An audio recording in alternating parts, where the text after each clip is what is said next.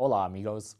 The goal of this lesson is to refine our notion of how to store fractional values on a computer by introducing the concept of floating point storage.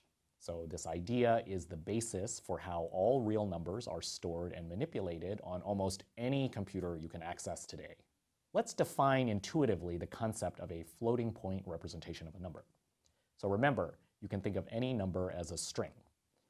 Let's further suppose that the maximum number of digits you are allowed to use to store the number is fixed.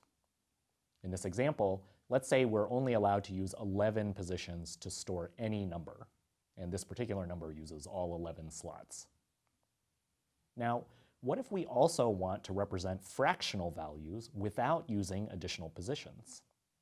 Like take this number, for instance, or maybe this one, or what about this one?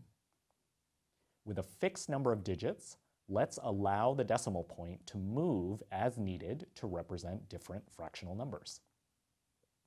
That is, let's allow the decimal point to float between digits. This idea implies that we need room to store the digits plus something to tell us where the fraction starts. So let's talk about one way to do that systematically. Consider any value like this one, 0.125. A systematic way to write such a number is to use scientific notation. In this case, positive 1.25 times 10 to the minus 1. Now the number has three components. You can think of them as the elements of a tuple. There's a sign, which is plus or minus.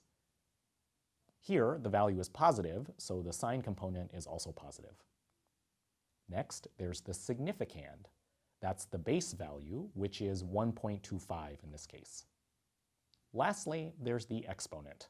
Assuming a particular base, such as 10 in this case, you would record the exponent value of minus 1 as the last part of the tuple. In summary, you can take any real number, write it in scientific notation, and record the result systematically as a tuple with a sign, significand, and exponent. On a computer, we'll usually use a fixed size representation of this tuple. So for instance, there might be one location for the sign, some number of places for the significand, and a signed integer with a certain number of digits for the exponent. So let's look at an example. Suppose you allow at most 6 digits for the significand and 2 digits plus the sign for the exponent.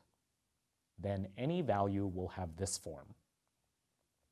Our 0.125 example, for instance, would look like this. A plus for the sign, 1.25000 for the significand, and minus 0.1 for the exponent. So to recap, our goal was to encode numbers with fractional parts in a systematic way using a fixed size encoding.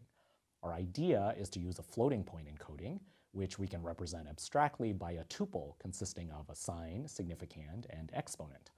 And we'll use a fixed number of places for each of these components, thereby meeting our goal.